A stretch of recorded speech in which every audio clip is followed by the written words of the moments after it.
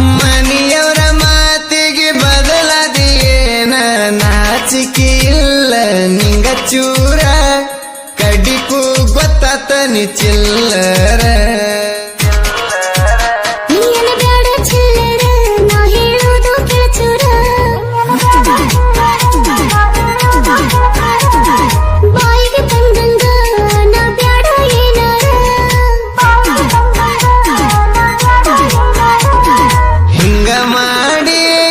ಮಂದಿ ಕತ್ಕೋದಿ